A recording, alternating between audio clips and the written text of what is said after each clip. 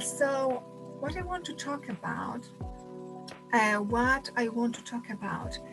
is all, I don't want to forget anything because I've got all my notes there.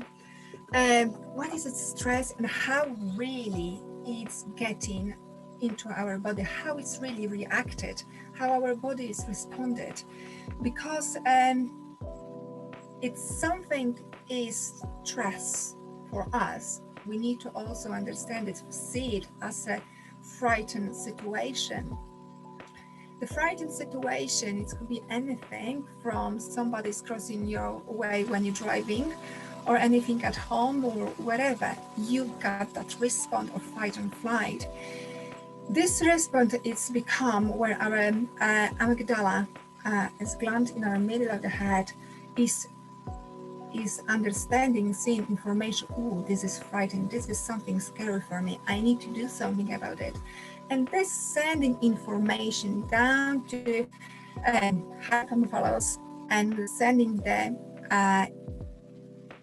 adrenal glands information to our adrenals and reacting in the cortisol. And the adrenals are starting releasing the cortisol.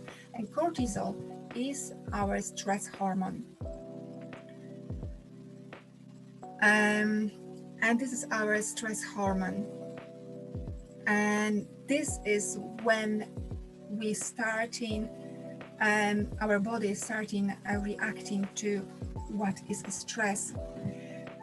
It's very interesting how it's working, because all days we've been fighting with the lions, and then when you see the lions you need to react quick. So the fight and flight situation, it did help you to survive, and this is for surviving, to how to survive.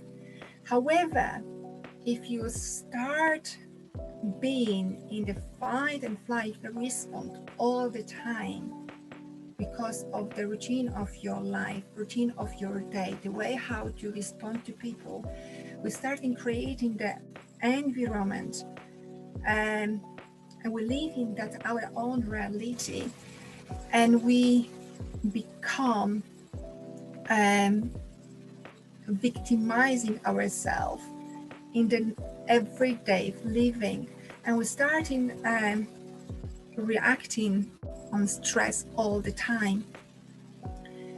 And this, it's used to be, how I say, it could be, it used to be a lion, and that's it's help us to survive, to have this fight and flight response, to has ability to fight or flight, run away.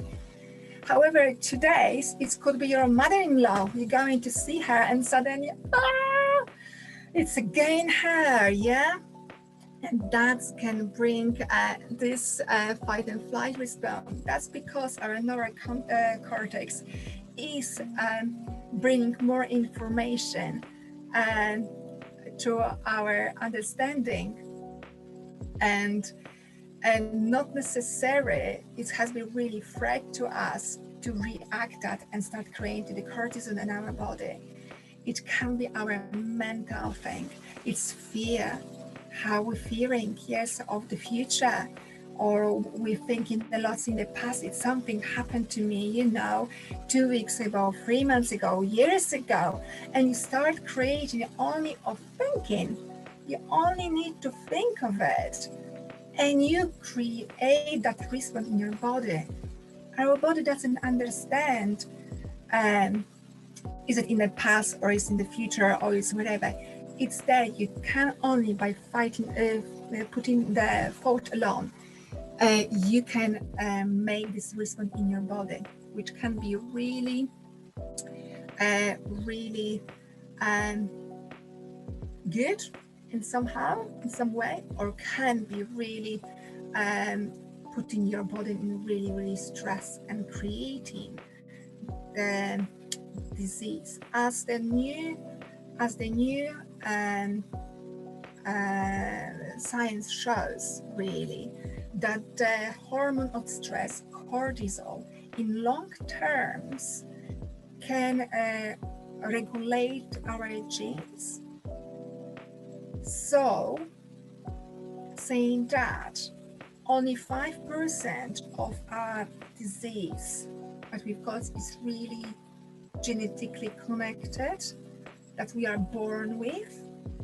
Rest of disease, which we create with the years, we come with time, we create in ourselves by responding to environment, and keeping this, for example, this fight and flight response all the time, being as a chronically in stress. It changed our genes, it changed our body to help us. It's help us to respond and survive.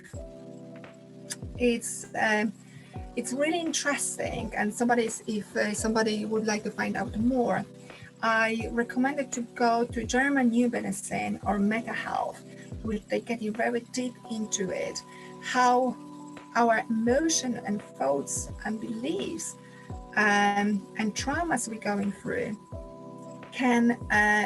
they are influencing our body, and we getting disease. It's really, really interesting.